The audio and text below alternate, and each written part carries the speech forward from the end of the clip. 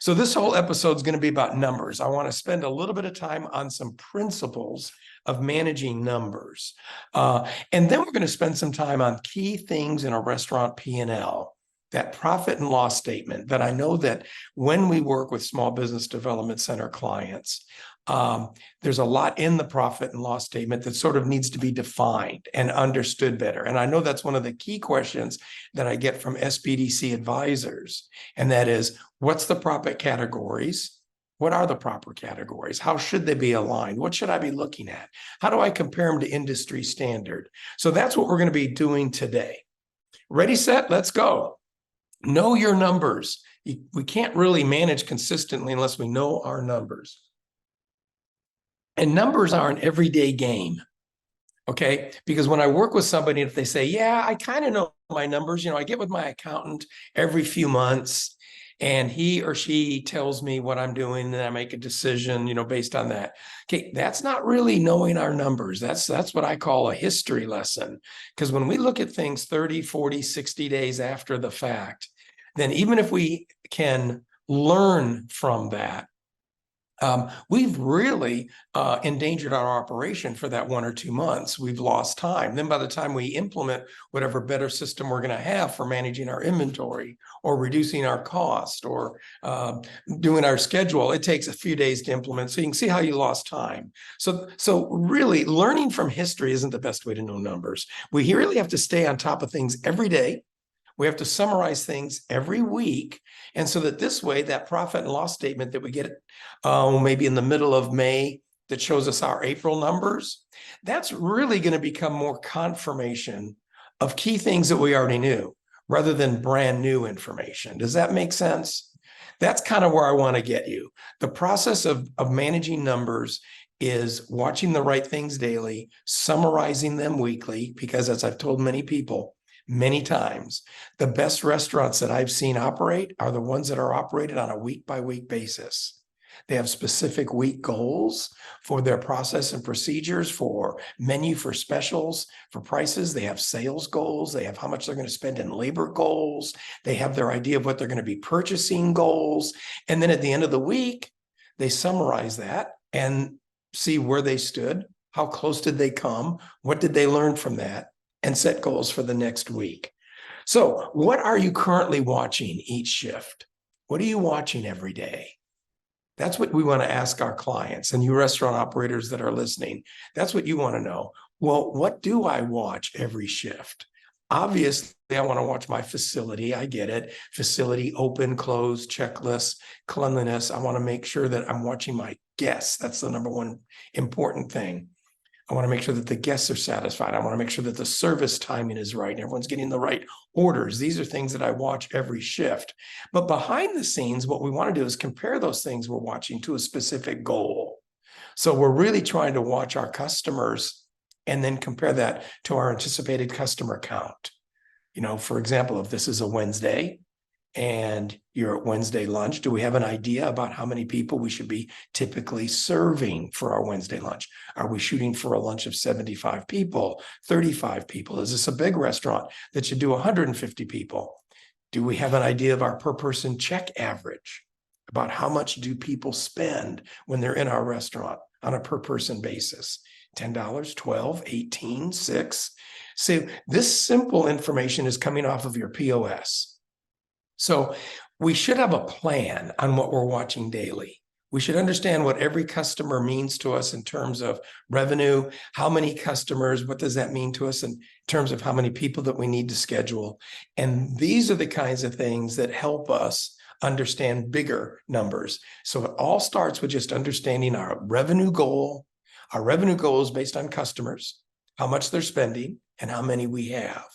So if we don't really have that as a plan, then we're not necessarily watching the right stuff every day. Our daily reports that come from our point of sales, your Toast, if you're using it, Square, there's a number of very reasonable cloud-based systems now that most of the smaller hands-on operators are turning to. And these are good things because they don't cost near as much as the archaic systems from Aloha, and things that we were using 10 years ago. But they give you the same information. So instead of just giving you total sales, how many sandwiches I sold, they will break that down into numbers, but also items. And you want to look at that item sales report. And then they'll also show you how many guests you had. So sometimes it automatically divides the amount of guests that you serve that shift or that day into the revenue.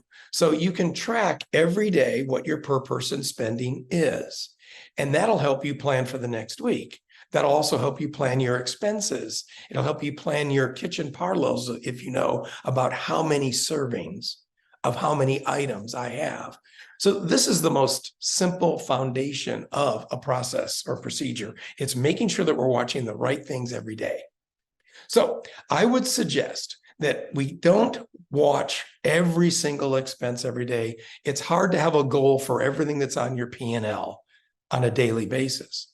But it's not hard, really, to keep knowledge of the things that constitute 60 to 70% of your expenses.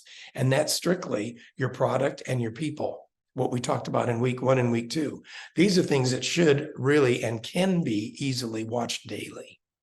Every day you've got people punching in and punching out, so you know how many hours were worked. You can see the average wage. You can see what your labor actually costs you on a per person day. So I have X amount of people. I know I spent this much on a Tuesday, so I can see what my labor expense is going to be roughly. It's not an exact labor number, but for daily and weekly purposes, we don't need to put in taxes and benefits and whatnot yet, but at least we have a good estimate of daily labor, total hours, total wages. So at the end of every week, we are watching our labor and we're making sure that it fits roughly within how much we've got budgeted for the month. Same thing with our revenue. We've got revenue by the shift. We've got our item sales reports, so we know how many items that we're selling, so we can know how to prep the right amount of items so that we're not going to have errors in inventory or high waste. So it isn't that hard, really, if we just focus on the key things, the things that we call prime cost.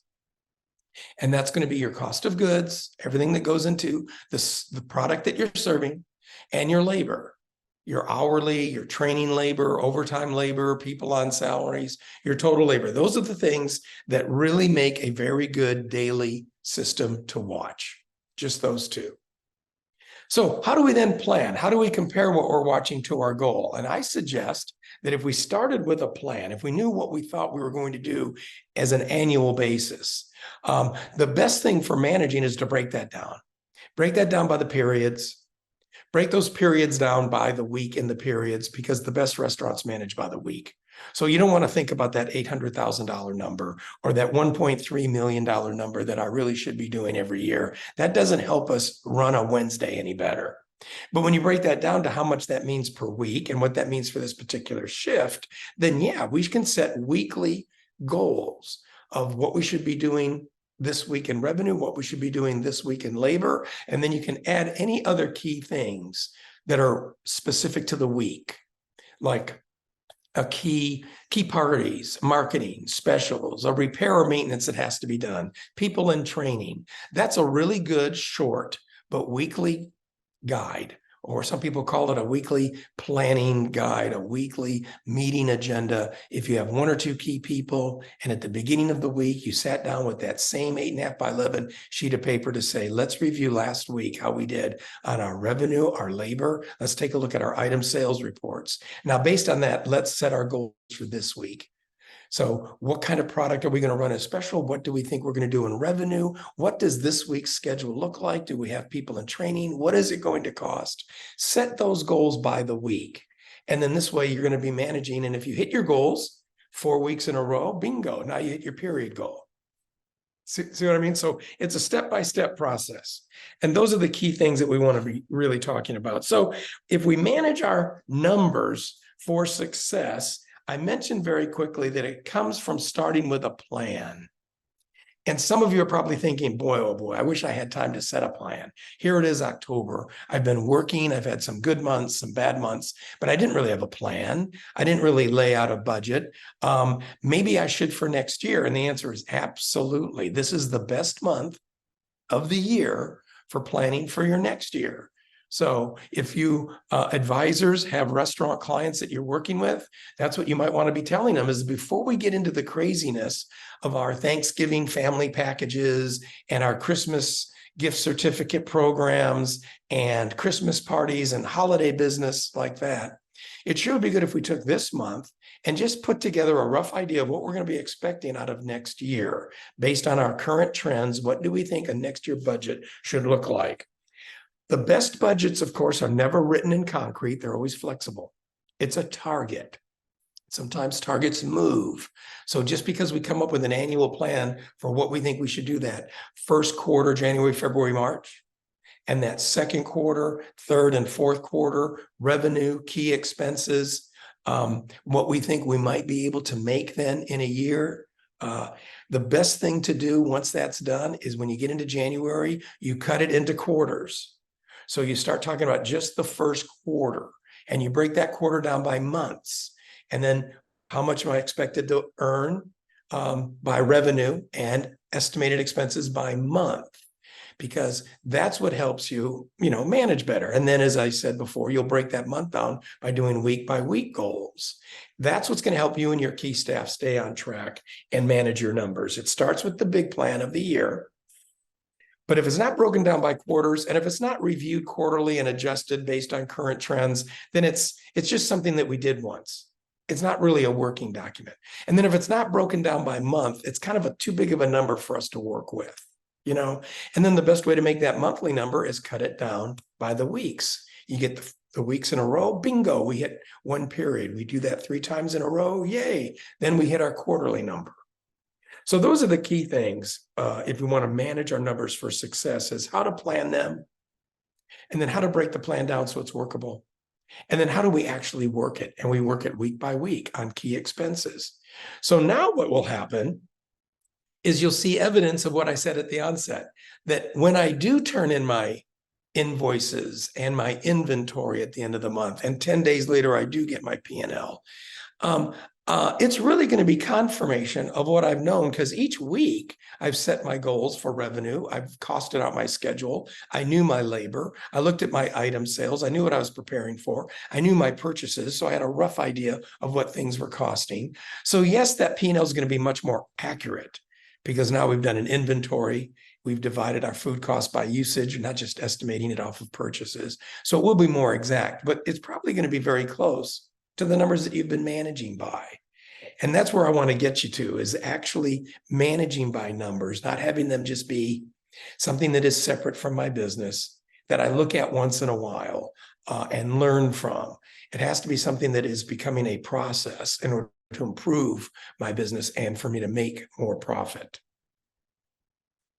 So let's talk about the actual expenses. There are different standard formats for figuring your profit and loss.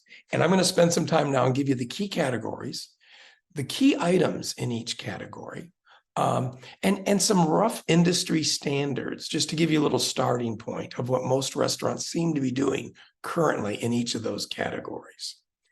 Remember now, if I'm mentioning any category that might be new or foreign, or if there's something you want to spend more time on, I'm definitely going to leave some time at the end of this for questions and further discussion. But some of you that maybe start out by doing QuickBooks, and we have many, I think, independent restaurant clients that are using QuickBooks, and that is not a bad first step. At least it's categorizing, it's subtracting from revenue, and it's listing your expenses and showing you the money that hopefully, you made money at the end of that period. So that's the good news. The not so good news, though, is a QuickBooks program doesn't allow you to learn from categories. It's just an alphabetical list of here's what I spent and hopefully I got something left over.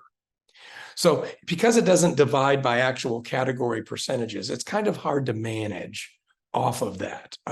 So I always prefer a standard restaurant format for profit and loss. And these standard formats come from general accounting principles that are listed in the restaurant accounting, recommended accounting categories for chart of accounts. Those books are typically found at the National Restaurant Association Library. Most accounting companies that specialize in restaurants have that or know it. There are websites that you can study these breakdowns and learn from these categories. You can even participate in some discussion forums on these websites to talk to other operators about expenses on their P&Ls. The best one for that is a website that I've mentioned a few times called restaurantowner.com. You'll find a lot of good information on sales summaries for the week that we already talked about, monthly profit and loss, budget templates, and descriptions of every cost and why it goes into each category. So that's where you might want to go to learn more, but I'm going to give you a pretty good overview right now, because the best thing to start from on a standard format for a restaurant is to understand that revenue, or what you might call sales, is always net sales. The difference between net sales and gross sales is the sales tax you collected. But because the sales tax that we collect is not ours, we're just collecting it and paying it, it's never really listed as an expense on a standard restaurant P&L. And one of those reasons is the obvious. It isn't your money to begin with. We're just a vehicle for collecting and paying. The other reason is if we put it into sales, then that means all of our cost percentages are going to be divided by sales. And you want to manage by percentages. You want your percentages to be lined up with the industry standard. And all those are always divided by net sales, the money that you actually have, not the money that you collected. So that's rule number one. Rule number two is you want to break your revenue down. You just don't want it to be revenue. The revenue for food, and most of you that maybe have liquor, beer, and wine sales are probably doing 20, 25% of your revenue in that. So food is probably your largest category. So food revenue is listed. And then your beverage revenue broken down by the type of beverage. Liquor, beer, wine. Some people like to break down sales of draft beer, bottled beer. You can do that. So now you'll have your total food, you'll have your total beverage. Okay. Then there might be some other operating income. So there should be an other line. Like those of you that might have private party rooms, you might collect rents, rental fee, or service fees from the use of the room. What if you've got vending, games? You've got the game revenue. So you have other income that will come right after food and beverage. Some of you might have, well, I guess that's really going to be about it. There's either going to be rental, there's going to be deposits, there's going to be service charges, vending machines. Some of you might have retail merchandise. You might be selling an awful lot of your logo cups in your particular coffee bakery, or t-shirts and hats. So then you'll come to your total sales. So that's your first category. Sales, remember, break it down: food, type of beverage, and other income. And then you've got your total sales. So your next category, and I'm sure you're mostly familiar with this one, is your cost of sales. And cost of sales is defined simply by the cost of the product needed to create the sales. So obviously that's your food, all types of food. You might want your cost of sales to be broken down. Some do. They want it broken down not just by the food, but what type of food: grocery, bakery, produce, seafood, meat, or others. And mostly when we start, I always recommend it can just be food, the food that you purchased, regardless of category, to make the menu items. Same thing with the beverages, the non-alcoholic beverage that you ordered, the Coke, the tea, the coffee, or the alcoholic beverages broken down by the liquor that you had to use in order to make the drinks, or wine. There's also a category that sometimes people ask about, but it's proper to go into your cost of sales under beverage, and it's called bar consumables. For those of you who happen to have a bar as part of your program, there is some product that isn't liquor or beer or wine, but it's the items that go into making the simple syrup. It's the seasonings, it's the garnish. It's the produce items. It's the lemon and limes that you might need to slice up. It's the oranges and other stuff. So there's the cream and dairy that you might be using at the bar for drinks. So these are things that aren't really liquor, beer, and wine, but you use them still as part of the recipe. Those are called bar consumables. So now what you've got is a food total. You've got a beverage total. Okay, so now you've got your total cost of sales. So 2 categories so far, and we're going to stop there to talk about how to manage those is by the line item, because you want those to be divided by the income portion that directly relates to that item. In other words, if you're concerned about food cost, and we always are, you want to make sure that your food sales are what's divided into the food that you used in order to get the proper percentage. So you'll take a look at your cost of sales and it'll say, let's say there was $20,000 worth of food that I use. How did you get that number? Well, you got that number from taking your beginning inventory of the month in question, adding to it everything off of the invoices that you purchased, and then subtracting from that total what is still on hand, your ending inventory. That's the usage. That's what goes on your profit and loss statement, that $20,000 number I gave you. And since you don't divide it by total sales, you divide it by the food revenue. See, and that's what gives you an accurate food cost. You'll do the same thing with liquor, beer, wine, liquor sales divided into the liquor usage, beer into beer, wine into wine. So that percentage column then is accurate. But it won't really add up to the 100%. It's not supposed to, because it wasn't divided by total sales. So this is something that when you're first starting out, sometimes sounds confusing, because that's not the way you're going to look at it at the QuickBooks. The QuickBooks, they just had revenue and all of your expenses. And if you look at percentage, it's always divided by the revenue. So that's why you're not really able to manage by food cost and liquor, beer, and wine cost. Okay, there's one other thing I want to say about cost of sales. It is an acceptable principle to put paper as a cost of sales if, and only if, paper is used really in the making and serving of every recipe. Now, that would be if you're fast food, drive-through, you notice every single item wrapped separately. It's a cost of making that product, is the paper that comes with it, and the bags that comes with it that go out the window. So for quick service, we would normally put paper here.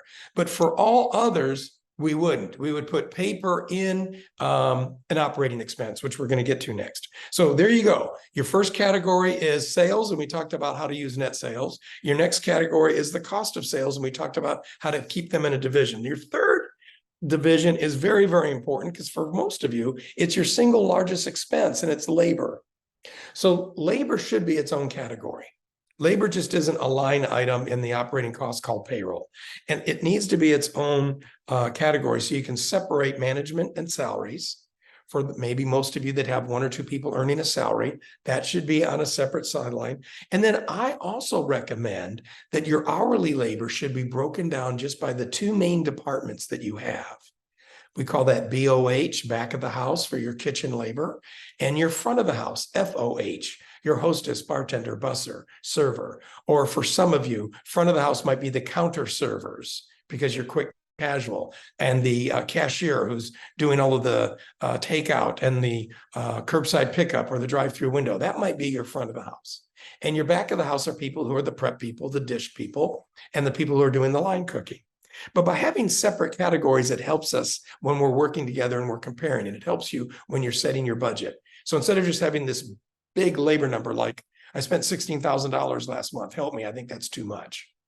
Well, it's a whole lot easier if we see that that 16,000 was broken down by 8 or 9 in the back of the house, and 4,000 in this category, and 3,000 in that category. You see what I mean? It helps if we can break that out better. So your labor should be salaries, and your hourly people should be by department. Then, of course, you don't forget to do your employee benefits, your payroll taxes, employee-related insurance. Now you come up with a total labor. Now, labor is divided by total revenue. Only the food and only the beverages are divided by their specific revenues. But the rest of these expenses are divided. So if you want to take a look at your labor, and you've heard that your labor should be maybe 30 to 33%, well, you're going to take a look at your total front of the house, back of the house, and then add anybody on salary, and then put in your few percent for the payroll taxes and insurance.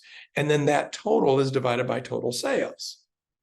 So those are the first two. Those are the key categories. And those are the categories that, remember, I talked about on the onset, that you could really learn more about on a daily basis, because you're going to track the food that you sell, track the labor that's punching in and out, and track your sales by period, lunch, dinner, by day. You can set your weekly goals. So prime cost is a term that you'll see on these P&L forms. If you look where I suggested that you go to, all industry restaurant P&Ls or other monthly reports and annual budgets have, after cost of sales and after labor, they have prime cost, which is what we refer to as the total of the two.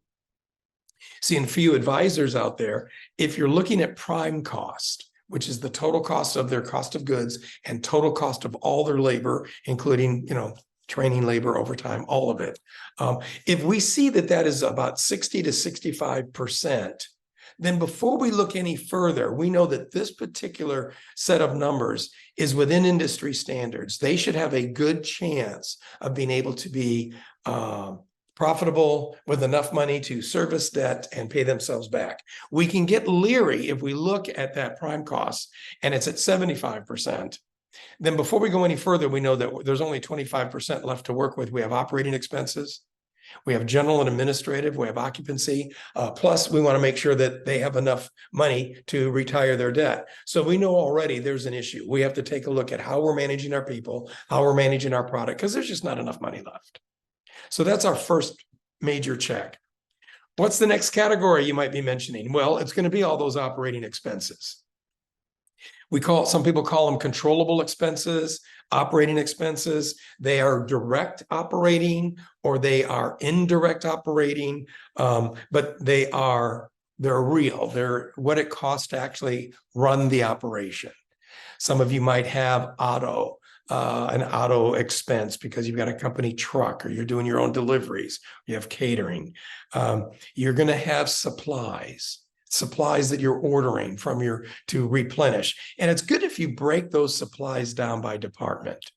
Like, do we have bar supplies and utensils like glassware and stirrers, containers for the bar? That might be different from, say, kitchen utensils and supplies.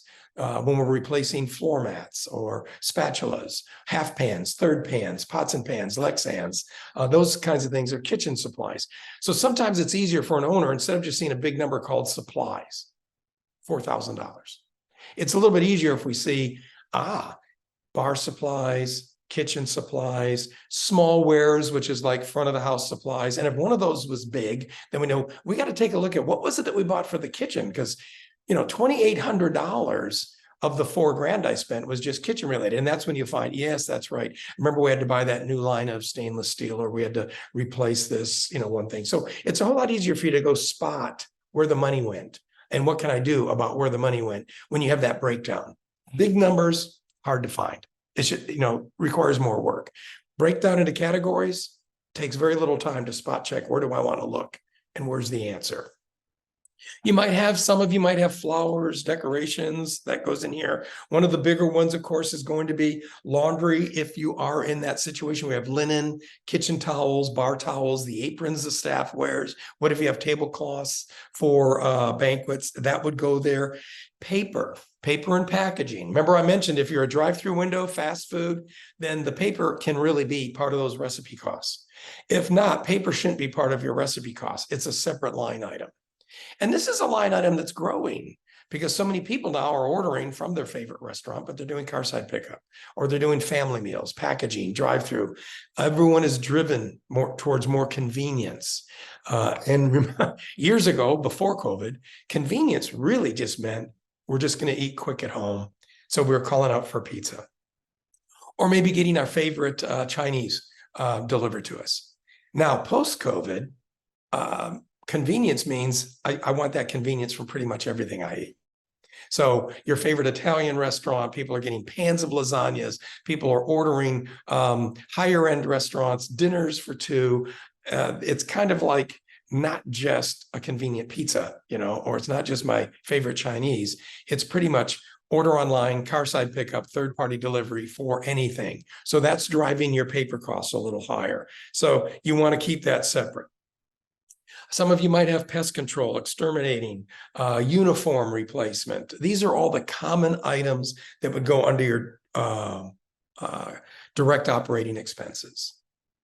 Now, to manage these are all divided by total sales, again, because they impact the total revenue, regardless if it's food or banquet or bar.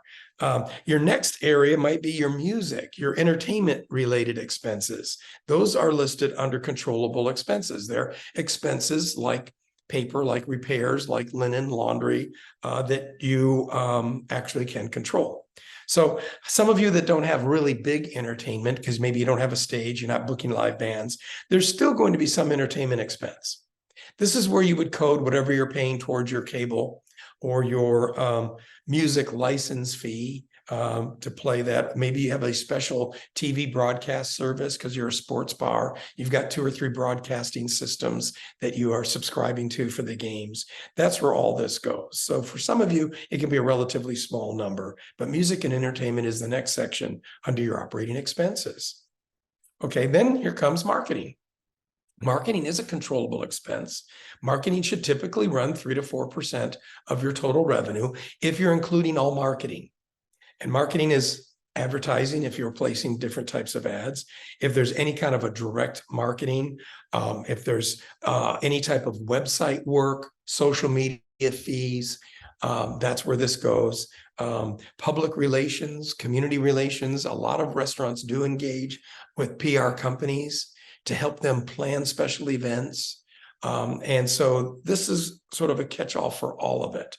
All of your marketing, whether it's your materials that you're printing, because you've got leaflets, menu inserts, maybe posters in the lobby. You're putting little thank you cards in your to-go bags so that people get maybe some printed material about your next week's specials. Anything that you're doing from a marketing standpoint, table tents are still being done a lot. So you've got some printed, you've got some advertising, you've got all of your social media, and you've got your PR for community connections and charity programming and other events. That all goes in there. Okay, just when you thought we might be done with operating expenses, now we go into your utilities. So utilities is going to be under there. And a utility, of course, is anything that is used to operate the environment or change the product from raw product to cooked product. Now, why is that important? That's the reason why in recent years they defined wood as a utility. Years ago, wood, I think, was listed for people who did barbecue and smoke. They would throw that into a food cost as if it was a seasoning.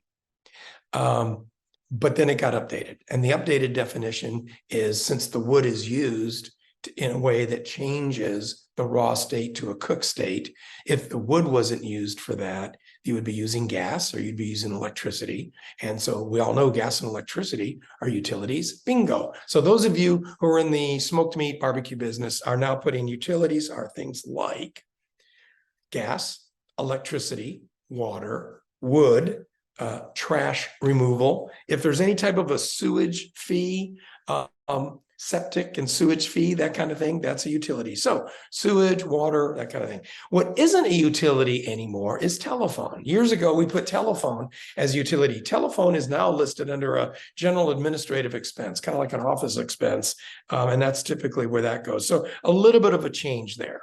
So utilities normally run about 3% of your total revenue. And they're broken down by electric being pretty big. Obviously, you're running your AC, but most of your cooking equipment is usually gas. And then you've got your water and you've got your trash. And for some people, they've got wood. Okay, so you've got your total utilities. Then your next category is your general and administrative expenses. And G&A is kind of an interesting category, because it's gotten kind of large in recent years. And I'll tell you why. The single largest administrative fee for most restaurants now is the credit card fee. This is where the credit card fees go. And people are using credit cards in most major markets anyway, much, much more than they used to, much, much more than cash. You'll even notice that at like fast food. People at a drive-through window go to Whataburger, order something, it's $8, bingo, swipe the card and they're off. This has been leading some restaurants to consider not even using cash, because everybody is getting so used to either swiping cards, debit cards, credit cards. Very few people even use cash. Now, that doesn't work for every market, doesn't work for every concept, but I have noticed And when you're working with your P&L, don't be surprised if you notice that about 80 to maybe as much as 90% of your guests are using credit cards, which means that 2.73% of 90% of your business is developing into a much larger number, than it used to be. So don't be surprised if it's a total of, say, 2% of sales, because 90% of your sales are using it. So that can be pretty big. But what else goes in there? This is where your professional fees go, your accounting, your payroll service, what it costs for your bank charges to manage your bank account, bank fees, the credit card fees, of course. If you have any other professional fees, attorneys, consultants, this is where your insurance goes, liability, contents, general insurance. You're going to keep a separate liquor liability for those of you that are serving liquor, beer, and wine. Okay, does that make sense? Then there's some small things: postage, delivery, subscriptions, memberships, license renewals, and permits. That's going to come into the total G&A category. Your last operating category is repair and maintenance.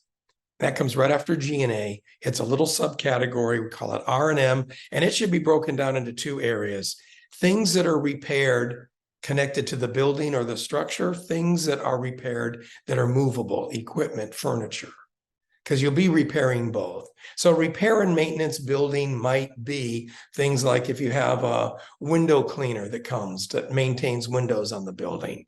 If you've got any responsibility to repair things on the building or the roof, or fixing doors, maintaining or upgrading the landscape, that kind of a thing. If you happen to own property, your repair and maintenance building is going to be much more extensive, because now you don't have a landlord that's responsible for the roof or the roof leak or the underground or the plumbing or striping the parking lot or fixing parking lights. So sometimes this is a bigger number, but that's only if you are your own landlord.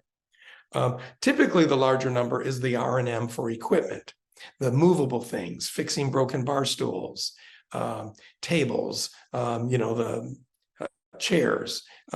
In the kitchen, there's always pilot lights or the orifice or the handles or the doors or the gaskets around the walk-in. So you've got a category to control that. So now what happens is you come to a total of not just these subcategories: direct operating, music marketing, G&A, repair, but then the total of them comes to the total controllable expenses. Okay. So now you've got all three things. You've got your big cost of goods, big labor, and big controllable expenses. The controllable expenses are broken into those subcategories that I mentioned. And why is it important to have a controllable expense? Because this is a really good education part of the P&L. This is where we have many clients, and I bet some of you advisors work with your clients on doing this too. This is where you could actually cut and show the entire P&L to this point to your managers and key staff. This is where you can set goals, because we've talked about everything so far that is controllable in the unit. How many times the door opens and closes and the toilet flushes, drives, utilities. So maybe managers want to be mindful of things like gaskets and leaky sinks. Obviously, product and labor schedule we want to be mindful of. The waste of product, the throwing away of forks in the trash can, not being careful, breaking too many glasses. Most of these things that we mentioned are within the four walls. So it's a very good exercise when we say know your numbers. It's kind of like you know your numbers more by sharing your knowledge. So if you're an owner and you just have one or two key people, it's really good if once a month you cut your profit and loss statement right here and showed them, so they get an idea of just how many items this restaurant has to pay for. And this is why it's so important to, say, build revenue.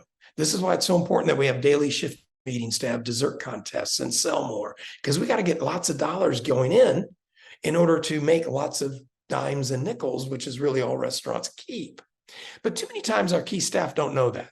They just know that you're selling food for $10, $12, $18. It's Friday night. It's really busy. Wow. So all they know is that I work on weekends. They're really busy. People pay $10, $20, $30, $40 every time they come in here. So the mom and pop that owns this, they must be rolling in the dough. And so a lot of times if key staff realize that you really want them to be mindful of things, to build revenue and watch these expenses, because it takes a lot of dollars to run this place. A lot of times it's an opening. Ooh, wow, I had no idea. And then that sets you up for the next reason why this line item of controllable income is so important, because that's the best way to say reward your key people.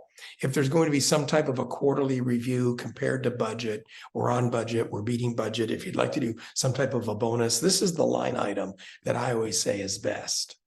Rather than say getting a key kitchen person and saying she's really good about recipes, I'm going to give her extra money if she can run a cheap food cost.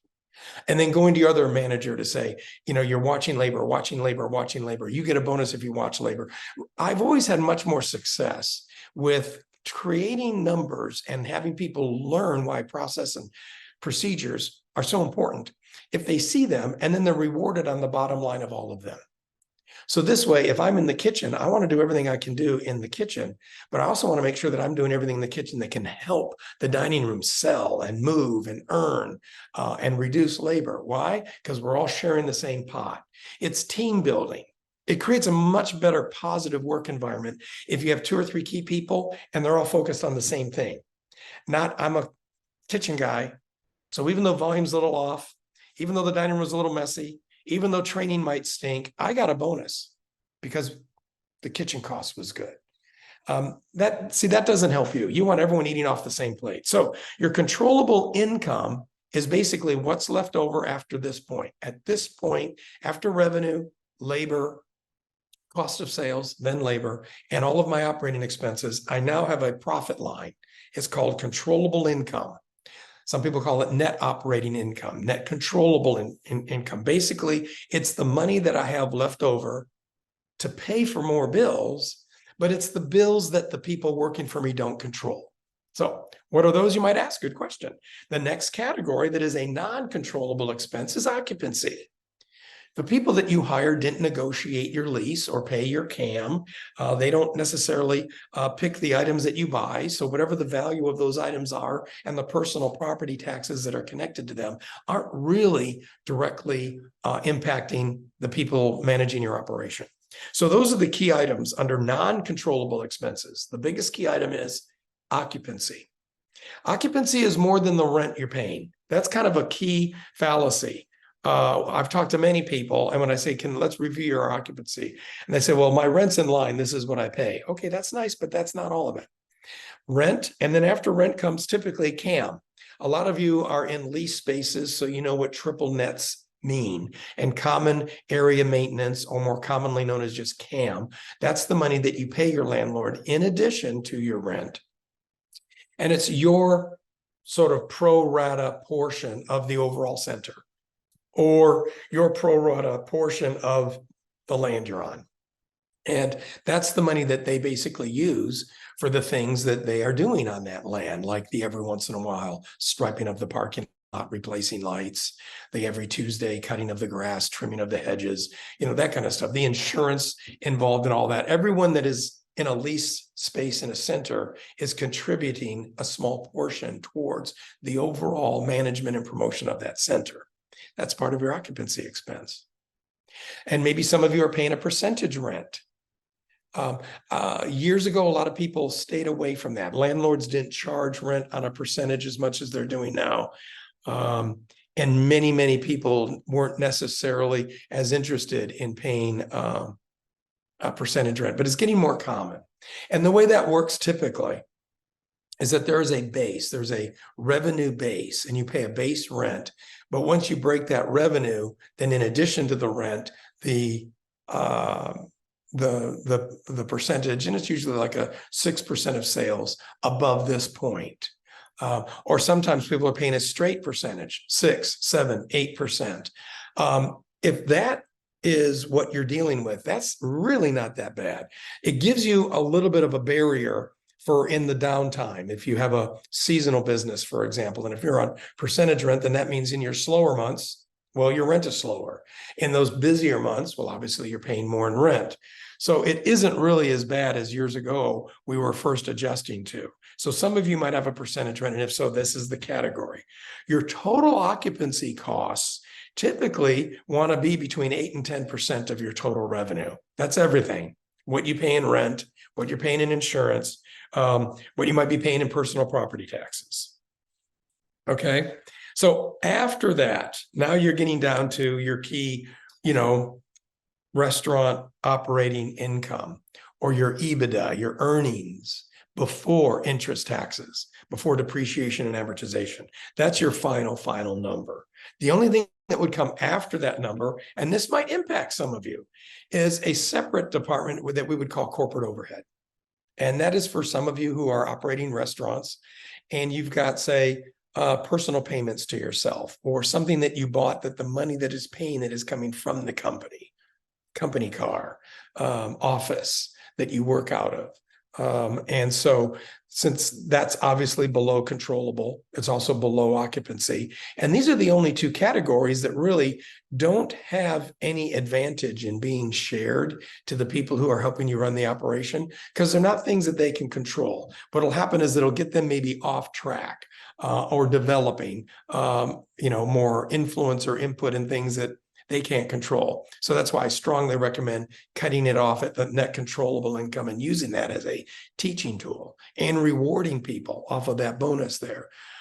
It also speaks to the thinking, and rightly so, that a lot of operators aren't really that interested in wanting to share the exact bottom line. If they have a loss, they don't want people to get scared. How much money they make, that's no one else's business. So the bottom line really comes after occupancy and after corporate overhead. And those are the two categories that aren't just shared. So that's what we wanted to go over. The key categories, why they're aligned in the way they are, what key numbers we want to look for, and what those averages typically are. I don't have to tell you, because if you're here and you have a restaurant, that you know that the numbers are getting tighter, your margins are squeezed. These categories, you've probably seen cost increase in cost of goods. You've definitely seen cost increase in labor.